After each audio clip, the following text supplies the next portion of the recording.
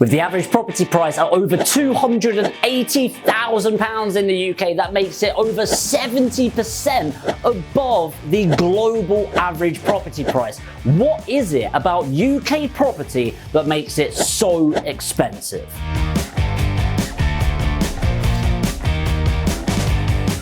Of almost 200 countries, it makes us around the 13th most expensive in the world for an average two-bed city centre apartment. But why is it? Well, first of all, you've heard me say it before, supply and demand. So the UK housing market is kind of in a disarray, if you like. The housing crisis gets thrown around quite a lot, not from the property drops, but lack of ability to build successfully. So we have quite a lot of land in this tiny little island, but we only build on about 6% of it. That's because we really are situated over about 1,000 towns, and then we are surrounded by a lot of what we call greenbelt territory. So we can only build roughly on about 8%, but we currently only build on 6% of the entire country.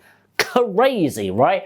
We also need a requirement. We have a requirement of 300,000 properties per year, but we tend to do 125 to 130,000. You don't need to be a math genius to work out that that is not quite keeping up. And so we have this massive housing deficit, and what that causes is a huge amount of demand up here and a relatively paltry supply down here. And so it's increasing every single year, of course, trying to keep up. But naturally, when demand is above supply so significantly, prices tend to go up. Number two is the quality of the build. Now, I'm not slating American properties by any means, but putting up a cardboard, no, I'm not a cardboard box, but you putting up something with wood is a lot quicker, a lot simpler, requires, I'm sorry, Americans, a lot less skill and a lot less skilled labor to do that. Over here, a majority of properties, even the new builds, they're still brick built, which does take years of training in order to do, and they're having to put higher quality tradespeople in, higher quality actual materials, which the costs have gone up over 45% in the last 12 months. Naturally, that cost gets passed on to the end user.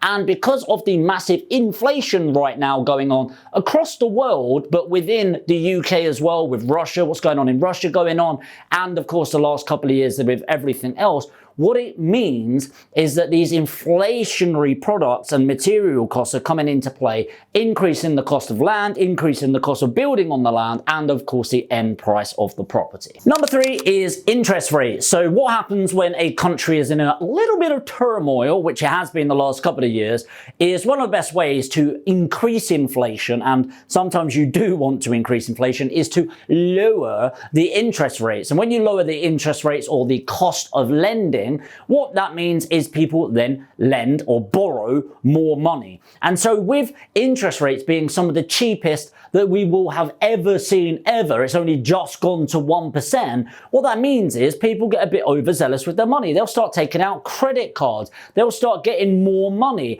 And then when you come into the fact that actually to help with spending, 95% loan to value has come out with help to buy schemes and things like that. It means that people are getting 5% deposit and getting 95% on top, buying a property that is clearly out of their price range and hoping that it will stay at a very low interest rate. Once it goes up, or if it ever goes up to 5% plus, I think a lot of people are suddenly going to struggle, especially at the higher price ranges. But because access to finance with quantitative easing, which is where the government raises debt and distributes more money, fabricates money on the spot, and the low interest rates, along with the lower inflation, which has now changed, of course, it means people are willing to spend a lot deeper and spend a lot more per unit, which of course naturally increases the price of property significantly. Finally, you've got the economy of the country. So you've got unemployment rates that have been so low for a long time, and actually there's a massive labor shortage right now in the UK, which means it's hard to find talent, and so job security has gone up, bringing confidence to everyone and the country. You've also got salary increases, so minimum wages have increased again, which puts a lot of pressure on the businesses, but also the cost of living's been hard for people, right? So giving that to people makes them a lot more confident in buying a property because now they can afford more, but even if they fell back to minimum wage, it's actually fairly high right now in comparison to a lot of other costs. Cost of living also comes into that, and then the CPI, which is the Consumer Price Index, which is the overall cost of everything coming into play.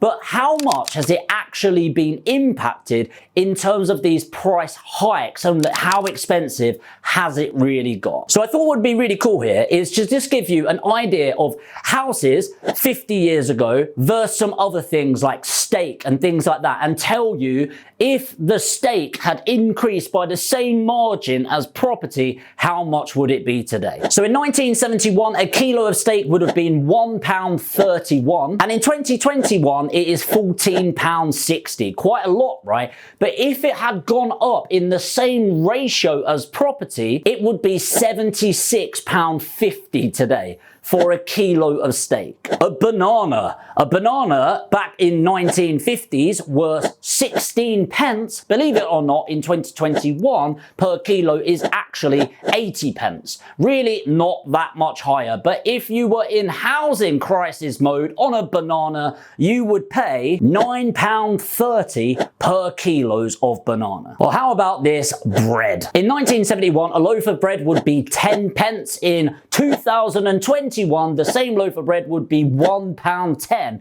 However, if it were a property price going up in the same ratio, you would be paying £5.60 for a loaf of bread. And I really find that quite fascinating, not bread in general, if I'm honest, but a price analysis come from that, because the ratios really are dramatically different. But what's happened is right now, if you're in Yorkshire, the average property price is about 7.8 times what you are earning as a salary. That's pretty huge, considering lending really is about 4 times. So it's almost impossible to buy a property unless you've got significant savings. In London, it's about 15.6 times what you're earning, which is why nobody seems to be able to purchase there. But the crazy thing is, over this 50-year period, and this really puts it into perspective, since 1971 to 2021, the average property price has increased about 56 times as a multiple. So it's doubled and doubled and doubled and doubled and doubled and doubled, as property typically does, doubling every 10 years or so. And what has happened to salaries? It is around 32 times what it was in 1971. So obviously it has grown dramatically over time, but nowhere near the growth of property prices, which my personal opinion is only going to continue into the future. So to finish off this video, it has increased about 10.8% in the last 12 months. Is the property market going to continue to rise? And this is the big question, the big debate. I think with everything that's going on, I think for the remainder of 2022 and the first half of 2023, we are still going to see an increase in pricing. Do I think they're going to drop? No, I don't think there's anything to worry about until 2026, 2027, when we're at the end of an 18-year property cycle. But I do feel it is going to slow down in growth ever so slightly. But hey, it's not just about me, it is about you. What do you think? That's just my opinion. Let me know in the comments, what do you think is going to happen in the next 12 to 24 months? I'll try to reply to as many comments as possible. If you did get value from this video, it would help me tremendously if you take 2 seconds and lightly destroy the like button. And of course, if you're new to property investment, you want to find out more and you're new to the channel, make sure to hit the subscribe button and the notification bell, and I'll see you in the next video.